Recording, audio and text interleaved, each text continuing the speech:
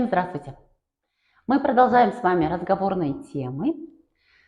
Сегодняшняя наша тема – здоровье. Когда вы разговариваете на русском языке, вы еще должны уметь объяснять или рассказывать про ваше здоровье. Это тоже одна из важных тем. Бүгінгі разговорный темамыздың біреуі здоровье. Здоровье деген денсаулық. Сіздер рус тілінде сөйлесіп отырған уақытыңызда өздеріңіздің денсаулығыңыз хақында айта алуыңыз керек. Ямаса қасыңыздағы сөйлесіп тұрған адамыңыздың, сәубетлес адамыңыздың денсаулығы хақында қызығып, керекті мағлұматларды алып, һәм сол сөйлесуді давам еттіре алуыңыз керек. Мен сіздерге бұл жерде основной информацияларды беріп қойдым.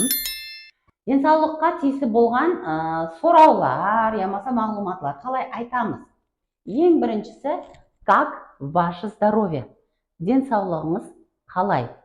Бұл жерде ваше слеттік, мен енді мұғалім болған үшін грамматикаға да қаратып өтемен, һәмме уақыт оқушыларыма негізінде разговорный тема, сонда да ана күнде-күнде естіп, көріп, үйреніп кетеді да. Соның үшін обязательно қаратып кетемен. Ваше здоровье. Қараңыз, здоровье средний род тағатлық болған үшін ваше болып тұр. Бұл жерде мен құрмет мәнінде жазып қойыппын, яғни сіздің денсаулығыңыз қалай деп сұраған.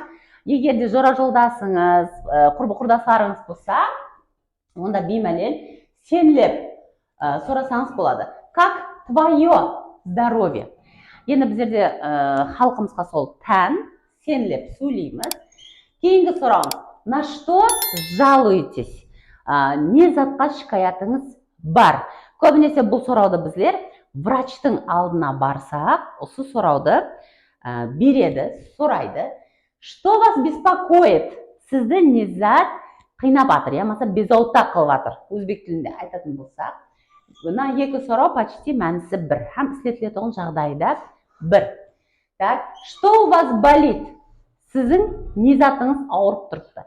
Ямаса врачтың көрігіне барсаңыз, мәселен, ұстап көреді, айтқан сіздің жалобаларыңызға, шикаятыңызға қарап, сонда сұрауы мүмкін. Где у вас болит? Мәселен, қолым ауырып тұрыпты деп айтacak па? Айттым. Сөйтіп қолымның әрбір жерін, мәселен, не зат, қай жері ауырып тұрған болуы мүмкін деп врач ұстап көріп, ямаса өздерінің бір қандай да бір анықтау ұсулары болады. Сол уақытында где у вас болит деп сұрауы мүмкін. Яғни қай жері ауырып тұр, қолыңның қай жері ауырып тұрыпты деп. Ямаса кішкене балаларды көрген уақытында, кішкене балалар анық айта алмайды. Қандай болып ауырып тұрыпты, қай жері ауырып тұрған. Сондай уақытында сұрауы мүмкін. Енді өздеріңізде ауырып тұрған жеріңізді қалай айтуыңыз керек рус тілінде? У меня болит голова.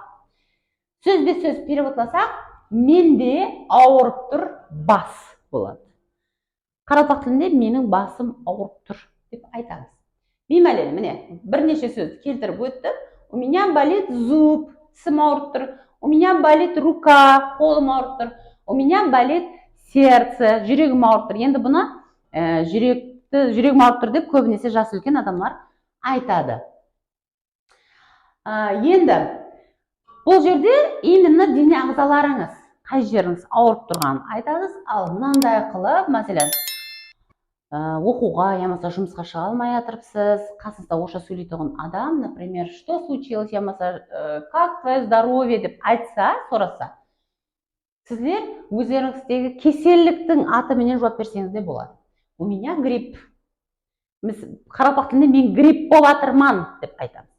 У меня ангина. У меня COVID-19. COVID-19 һәммеміз өтті. Беймәлел, кеселдіктің атыменен айтып кетсеңіз болады. Бұл жерде енді дене ағзаларыңыз, ямаса аурудың атларыменен, кеселдіктің атларыменен айтуды үйреттім. Атақ бұлайынша көбінесе өздеріңіз ауырып тұрған болсаңыз, мен ауырып тұрман, мен өзімді жаман сезіп тұрпан деп айтуға да болады.